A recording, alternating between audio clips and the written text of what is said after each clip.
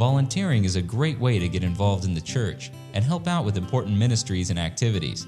But it takes so much time, and if you help out once, they'll ask you to keep helping out for every event in the future. That's why I recommend volunteering for something and doing a horrible job at it. I don't mean just being lazy or text messaging the whole time. I mean really getting in there and messing things up. Trip over things, knock things down, stain the carpet, maybe even start a small fire. Whatever it is, just be awful at it.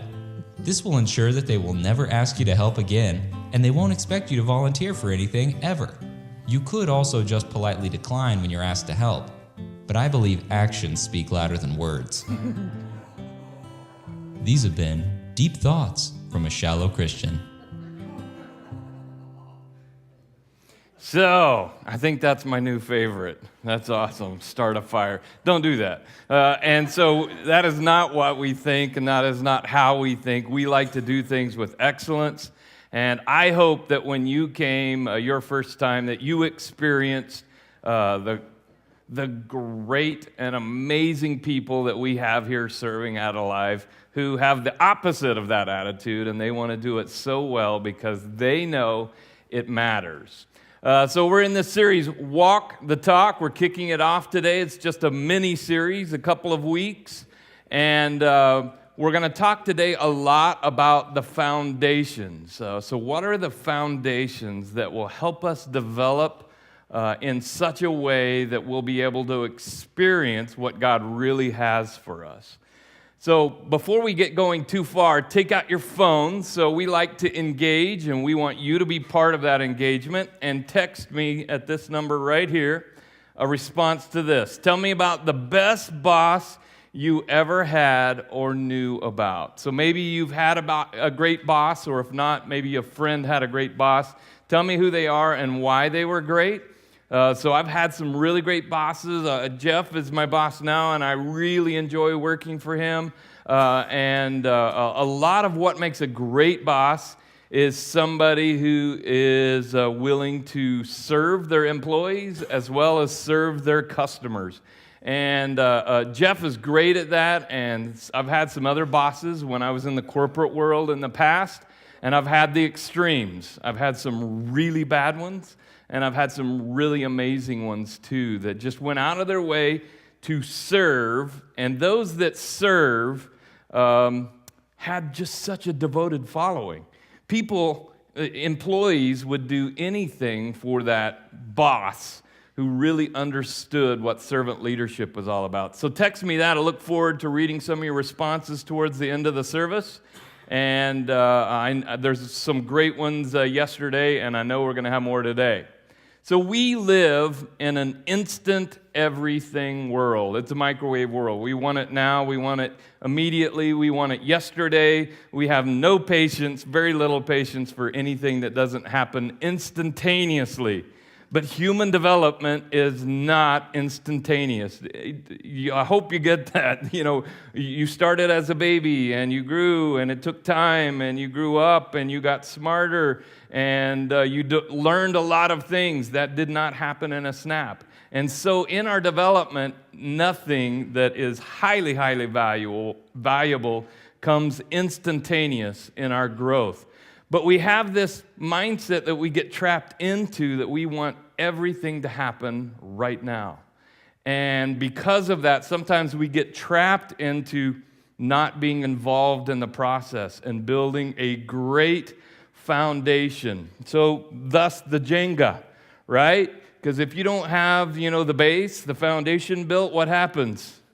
It comes falling down, right? And you start playing with, whoa, careful. You start playing with some of that. If you don't build and start here, it's going to fall apart. Things are not going to work right. So as humans, we are not microwave safe.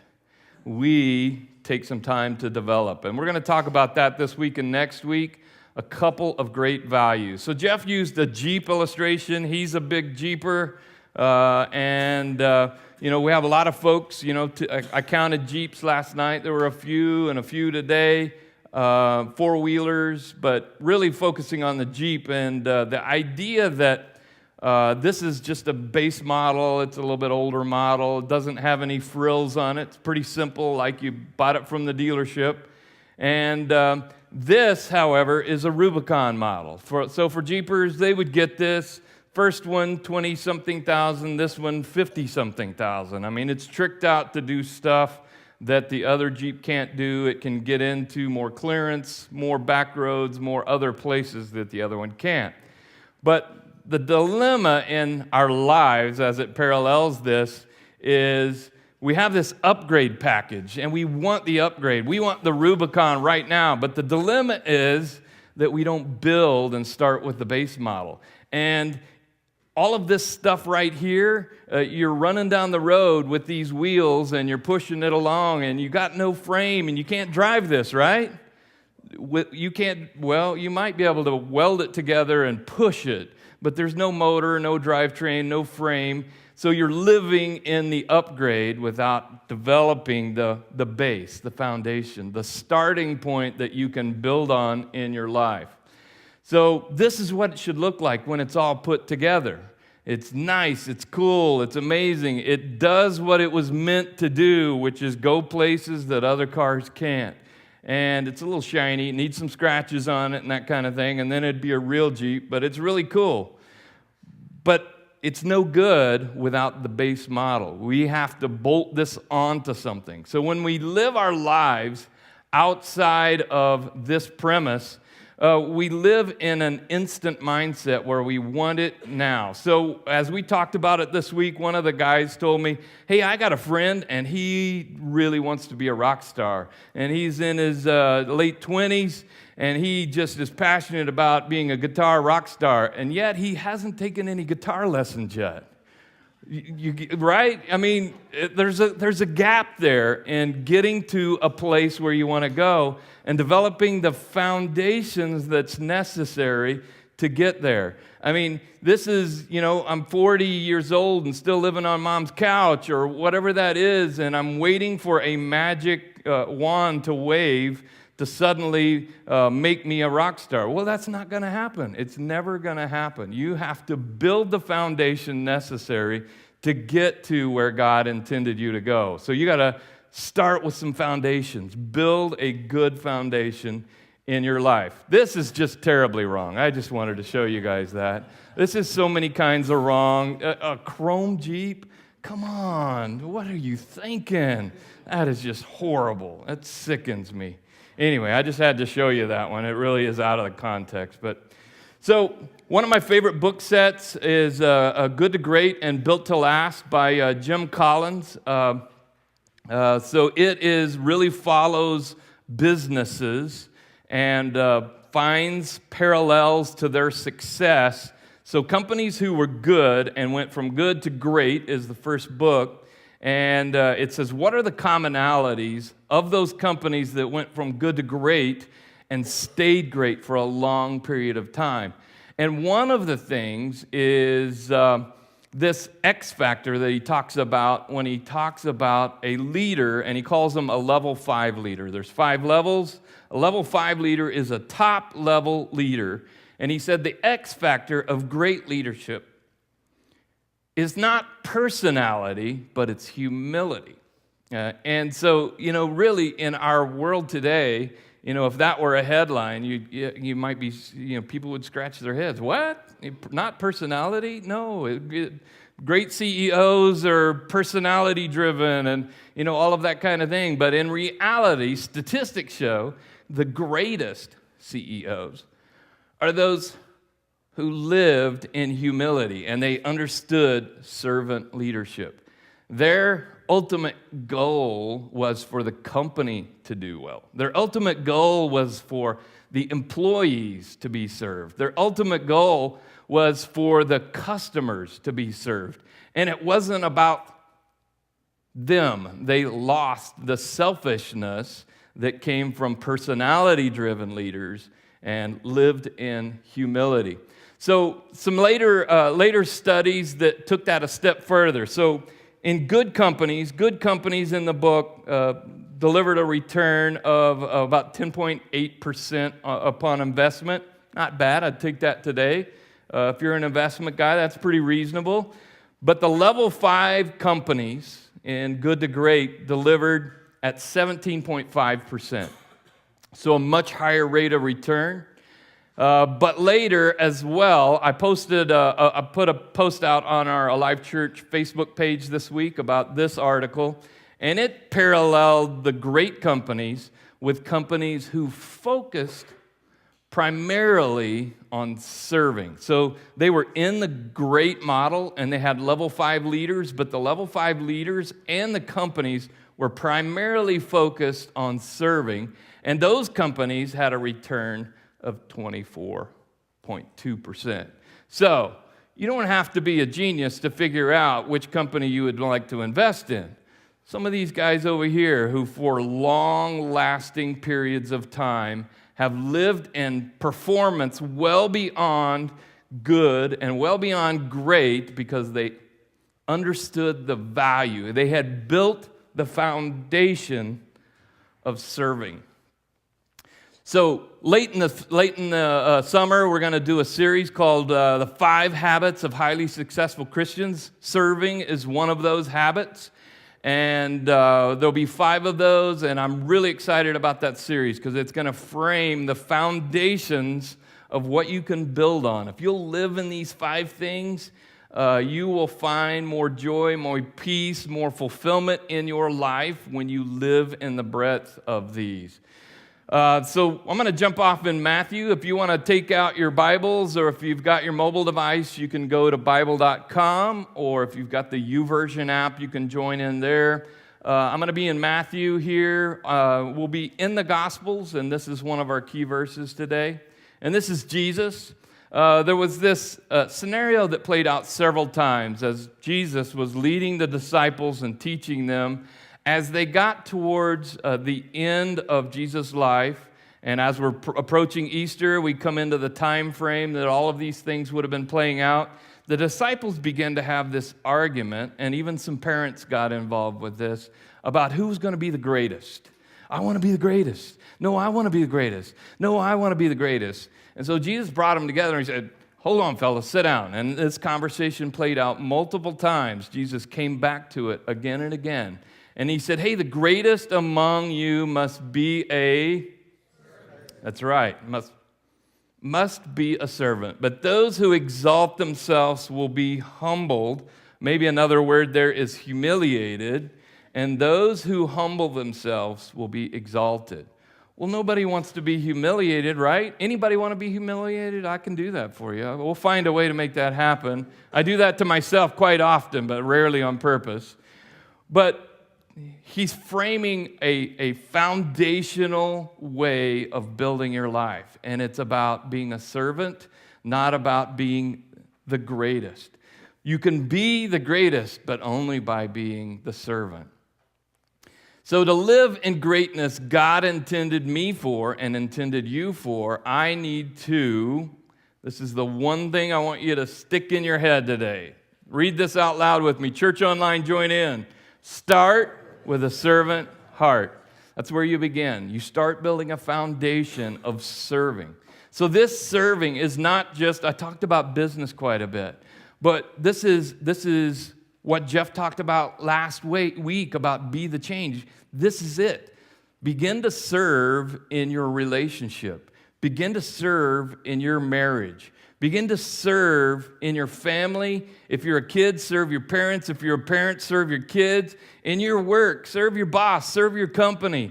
Be a servant. If you build this foundation, you will find great success in life. And success not being just financial, but how many times would you love to have peace and joy and fulfillment in your life? That's something that almost everybody desires.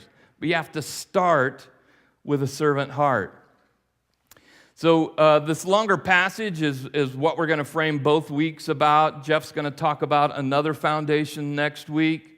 It's John 15, 7 through 10. So a little background here. This is a transition point where Jesus, the disciples have been following him, and they were really invested in following Jesus. I mean, they ate, they slept, they breathed following Jesus at this point. And he begins to make a transition, and he says, I'm going to be going, and I want you guys to stick with this. I want you to keep doing this. And a little bit later on past these passages, he says, I no longer call you followers. I'm going to call you friends. You are now friends with Jesus, and we're transitioning our relationship for what's to come. And he begins here with, but if you remain in me and my words remain in you, this is that part, keep doing what you're doing, keep following me, keep following my words. He goes on to say, you may ask for anything you want and it will be granted. So the dynamic of that is back to what we talked about earlier and trying to microwave the system. We want to jump to anything you want and it will be given without coming back to the foundation of, but if you remain in me and my words remain in you. He goes on to say, when you produce much fruit, you are my true disciples. This brings great glory to the Father. I have loved you even as the Father has loved me. And he says again, remain in my love. So this really frames it again here at the top of this verse. When you obey my commandments, you remain in my love, just as I obey the Father's commandments and remain in his love. So here's what he's saying. Begin to stay here. Build the foundation of remaining in me and my words remaining in you, and remain in my love. And if you will do those things in that context, then yeah, you can ask anything you want and it will be done. Because guess what? I'm no longer selfish, and I'm not asking selfish questions. I'm asking questions in the context of serving Jesus. And then, yeah, he does provide everything we ask in that context. So to start with a servant heart, I need to, one, remain in Jesus, which very simply means be like Jesus. So, again, the disciples are the example here. They ate, breathed, sleep, everything they were doing 24/7 was with Jesus.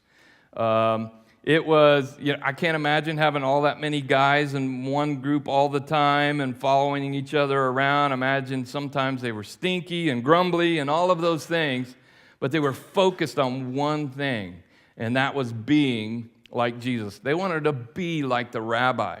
So they were really invested there. So I grew up in the church, and I learned a lot of stuff about Jesus through the years. But I really, was at a place where I was like, I really didn't want to hear what everybody else said about Jesus anymore. I wanted to find out for myself. So I really felt compelled. I really felt God pointing me. I spent, and this is quite a while ago, years ago, but I spent 2 years doing nothing but reading the first 4 books of the New Testament, the Gospels. And I just stayed there, and I read and reread, and the only time I ventured out was when it referenced something from the Old Testament, and I'd go read that verse, but I'd come back and I stay there. Because to be like Jesus, I had to at least know who he really was and what he said about himself. So in that exploration, if we're going to be like Jesus, we need to read about him, and we need to understand who he is. So we've got some really great opportunities, and this is where he said, but if you remain in me, keep doing what you're doing, keep following me, remain in my love. So part of our vision at Alive Church, there's 3 parts to our vision, and just so it's not confusing, mission is what you're doing. That's where you're going. It doesn't change. Our mission at Alive Church is leading people who are far from God to be followers of Jesus. We're leading people to Jesus. We're training people to follow Jesus. And we're sending people to lead for Jesus. That's the framework of everything we do falls under that umbrella. A vision statement is where you begin to frame what that looks like when you've begun to succeed. What does it look like when you've begun to live that mission? So here's part 2 of that. How about if we read this together? Church Online, join in. We are a powerful resource for leading people to live more like Jesus and to discover and fulfill their God-given purpose. Now, this is not a conceited statement. This is what we hope to be. This is what we strive to be. So we want to be a powerful resource for leading people to be more like Mike. No, we don't want to be more like Mike. We don't want to be more like Jeff. We don't want to be more like Alive Church. More like Jesus. And so the framework is we want to keep that very, very clear. And then it goes on to say, discover and fulfill their God-given purpose. So we're really big on helping you discover your purpose. We have a set of classes called Foundations.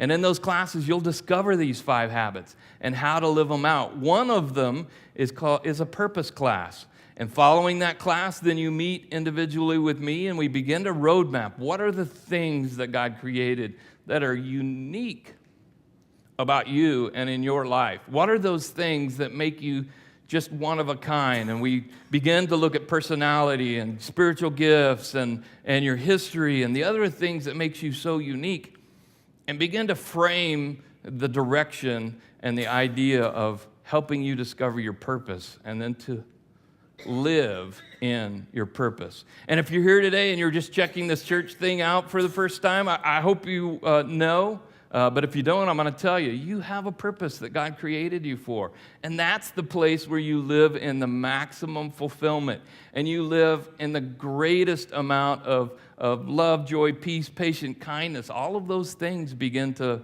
be apparent in your life when you are living out your purpose. So our series starting in 2 weeks is called Jesus Uncensored. And it's really to help you understand what Jesus was thinking and what he was going through during Holy Week. So, beginning on Sunday and then to the next Sunday and all of the things that are involved in that. That'll begin in 2 weeks. It's going to be a great series, again, to help you see and experience what Jesus was all about. So in Mark, again, this is Jesus, and here again, he's gathered disciples. Come on, I know you didn't get it the first time. Come around again, guys. Here we are. And he sat down and he called the 12, and he said to them, if any of you would be first, he must be last of all, and what? Servant of all. So this came up again and again and again. There's so many verses that I could have pulled from this week. It's almost overwhelming to filter out and just get a few where Jesus was talking about serving, and specifically to the disciples and being servant, having the heart of a servant. So we have to what? Start with a servant heart. We have to begin with that as a foundational part of who we are. And it's not a checklist. Oh, I did the serve thing. No, it's beginning to develop a servant heart. To start with a servant heart, I need to remain in Jesus, and 2, I need Jesus' words to remain in me. In other words, I have to do what they say. Ouch, that's the hard part, right? And that's why here at Alive Church, we always have a next step every week, because it does you no good to hear the word if you don't go do what it says. So we want to give you something very practical every week that you can take out of here, and you can walk out into your world on Monday and live it out and be what we're asking or what we're learning. And the other thing that I know is in most cases, most of us who've been around the church for a long time, we don't live everything that we know or have learned. So an example of that would be, I know my doctor tells me repeatedly that I need to eat better, I need to get more exercise, and I need to get more sleep, right? So I know that to be true, but in my life, until recently, I wasn't living that. It was a truth that I knew that I wasn't effectively living. And I have days where I do better than other days, but it is a focus now, and I am moving towards the living what I know side of things there. But in a lot of days, I knew that to be true, and yet I couldn't get past moving in that direction of doing what I know. So we got to live what his words say. He said, my words remain in you. Again, this is our passage. Jesus talking to the disciples. When you produce much fruit. Yeah, not Anyway, we'll just move ahead there. You are my true disciples. So Peter was one of the disciples, and he got this eventually. Peter was a little stubborn, a little thick, and sometimes it took him several times to get something. But here in the book he wrote, he said, God has given each of you a gift from his great variety of spiritual gifts. Use them well to what? Serve one another. So who is one another? Look around you. I'm going to introduce you to one another. This is it. We're to use it to serve each other in the body of Christ. And if you are a follower of Jesus, guess what? You're in the family. You are one another. And we are one another. And we're supposed to serve one another. Jesus said it. His disciples said it. It's clear. It says it multiple times over and over and over. So that's one of those foundational things that we have to begin to do so that we can live in the greatness and purpose that he created us for. And it's not Mike's greatness or purpose. It's greatness in Jesus, greatness in Christ that I'm striving for. But I can't get there if I'm trying to shortcut the system and start here or start here. I got to start with the foundation and build it big so that I can have a great, great future. So one of our core values that relates specifically to this at Alive Church is intentional service. That means being intentional about being a servant. That means being intentional about being a servant leader. That we serve here in the local body. And then we take that, what we learn from serving here, and we serve in our families, and we serve in our work, and we serve our employees, and we serve our customers that come to us, and we become a great servant, which leads to great purpose and great fulfillment and great life. So we need to what? Say it again, everyone, Church Online. Start with a servant heart. Is that starting to stick yet? Is it gonna haunt you this week? Oh, that guy, now it's in my head. I hope so. I hope it wakes you up at night and reminds you to really build this foundation in your life in serving those around you. So to start with a servant heart, I need to remain in Jesus. I need Jesus' words to remain in me. And 3, I need to serve like Jesus served. Remain in Jesus' love, as Jesus said to do. So in John, this is just a few chapters before the passage we read earlier. Jesus, when he had washed their feet and put on his outer garments and resumed his place, he said to them, "Do you understand what I've done for you?" So the disciples are gathered around, and this is the time where he has washed their feet. And he said, "You call me teacher and Lord, and you are right, for so I am. If then your Lord and teacher have washed your feet, you also ought to wash one another's feet." Man, my allergies are killing me this week. I lost my voice last night during the talk, so forgive me. So guys, if you'll go ahead and bring those bowls of water in. No, I'm just teasing. You guys are, no, I don't want to wash anybody's feet. So this is an illustration, culturally for that day. Washing people's feet was something a servant did in a household. So when you came in, they washed the dust off your feet because everybody wore sandals. And so this is an example that Jesus gave about his idea of being a servant leader. He said, yeah, you call me teacher and Lord, and yeah, you're right. But I, as teacher and Lord, am washing your feet, and you need to go do the same. So I'm not saying we need to wash each other's feet because we live in a different world today. But what does that look like today in serving one another? How do we live with a servant heart and serve in the way that Jesus did as our example in great servant leadership? So Paul in Galatians 5:13, so Paul was not one of the disciples. As a matter of fact, Paul would have initially been compared to an ISIS of today. He was killing Christians, not with machetes, but with stones. And so we saw there was an example where at the stoning of a guy named Stephen, Paul is there holding the coats of the guys throwing the stones and cheering them on. And he asked the church back in the day, or the religious leaders back in the day, not the church, hey, can I take out your authorization to go find and kill Christians? And that was his mission. But he had this amazing, crazy experience on the road with Jesus that was miraculous and just changed him dramatically. And so in that, he shifted from being the persecutor to being eventually the one that was persecuted. And here he in Galatians, again, he got the serve part. He really understood. The other disciples taught him. But don't use your freedom to satisfy your sinful nature. Instead, use your freedom to serve one another in love. So Paul got it. And again, he's communicating it to the early church. You need to get this. He said, you need to build the foundation of serving. And again, the same thing, one another. Serving one another in love. And what does that look like for us today? How do we serve one another in love? If you don't develop this habit, it doesn't just accidentally happen. It comes with development and building foundation in serving one another.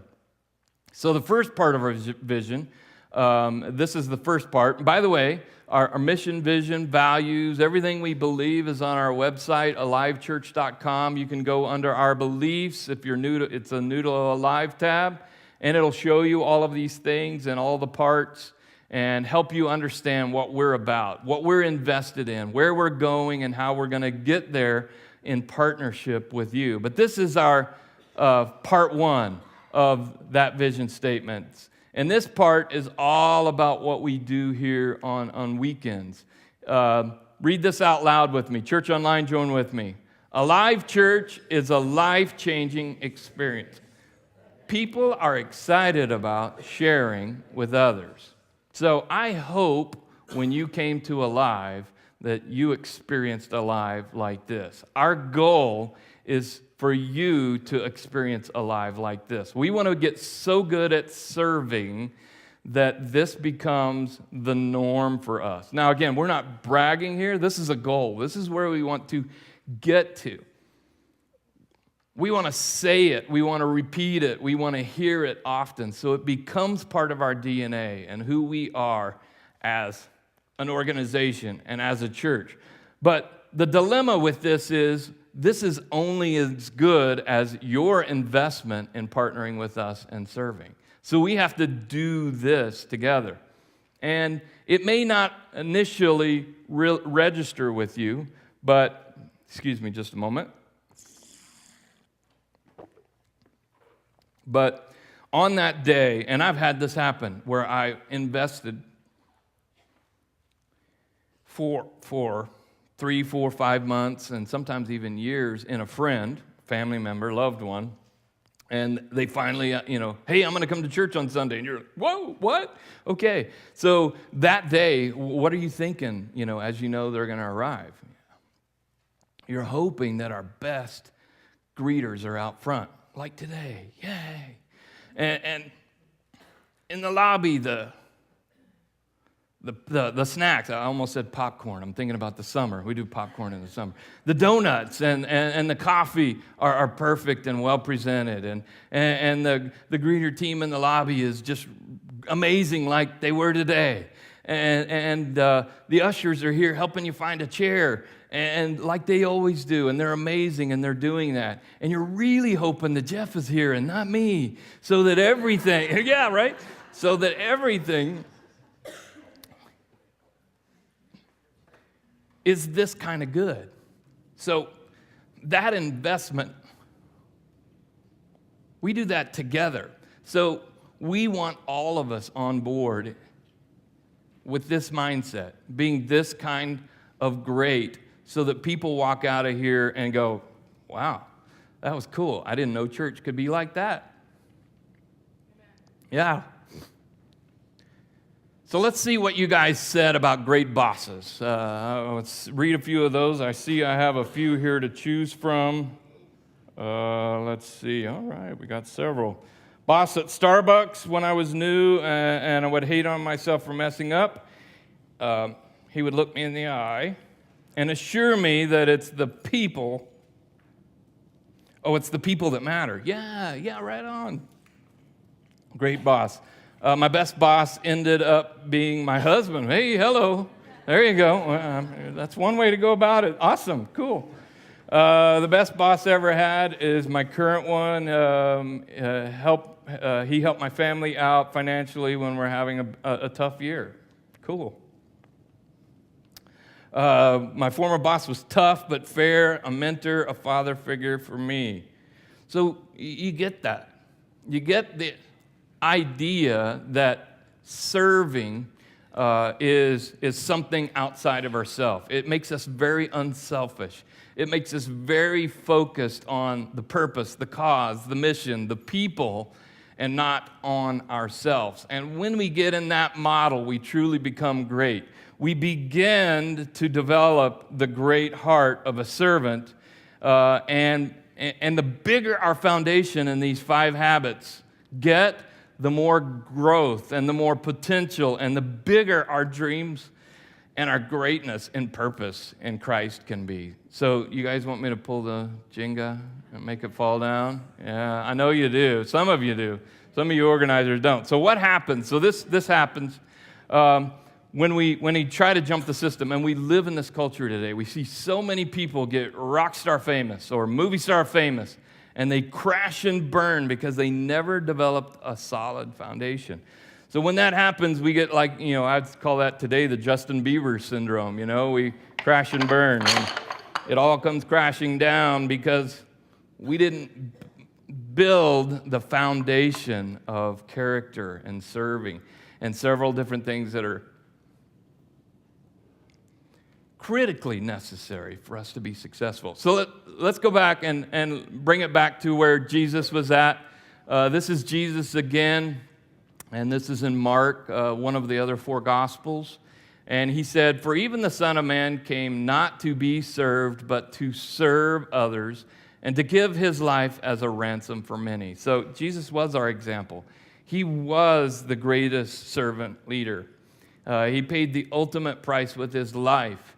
And he served so that we could experience forgiveness of our sins and greatness and purpose and all of those amazing things that we get access to because of his service to us. So if you'll take out your connection card, I'm going to keep it really simple today. Just got a couple things that I want you to do there. Number 1, I will begin to serve others at a live church. So if you haven't done that yet, check the box. Don't freak out. We're not going to put you on stage next week. We're going to walk before we run. We have everybody shadow, and so they'll partner with somebody who's already doing something. Watch how they do it. If you don't like that, we'll find another spot for you, and we keep trying till we find a fit. We got tons of stuff. We have administrative help. We have landscaping. We have serving on the weekend. There are so many different aspects of what we do, and people serve here at Alive that you really wouldn't imagine that, all of the other things that happen around here are people serving during the week and on the weekend. So sign up. We'll find a spot for you, and it will help you begin to develop this heart of a servant. And if you're already serving, just check that box. I will continue. Hey, you guys are amazing servants, people who are serving on teams. This experience is so cool, and you do an amazing job, and we're so grateful for you. I missed one thing. If you do know where you'd like to serve, if you're a first time, fill in the box there. If you don't, leave it blank, because we also have a team who serves to help you find your place to serve. So they'll help you in that process of filling in the blank if you don't know what to put there. So I'm going to close this up and pray for us as we make these decisions that we would live this out and we would have an amazing process of beginning to learn to serve others. Father, thank you for all that you mean to us, and thank you that you sent your Son and he served, and he was such a shining example of what a servant looks like. Thank you for all that you mean to us and all that you do for us. Thank you for forgiveness so that we can live in peace and purpose and fulfillment. If you're here today and you've not made that decision to follow Jesus, you can pray this prayer with me. That's where everything, all this starts, this great life in following Jesus. Just pray this prayer. Jesus, I choose to follow you. I believe you are who you said you are, and I put my faith in you. I ask you to forgive the sins of my past and wash away all of that regret and pain of my past, and help me to begin to live for a future that's great with hope with you. If you prayed that prayer today or you're making any other next steps, I'm going to pray for you. Father, help each and every one making a decision today to take a new step in you. Give them strength and fulfillment, and do not let them be deceived and be denied that this isn't the right decision to make the right step and move forward this week. Thank you for all you mean to us, and in your name we pray. Amen.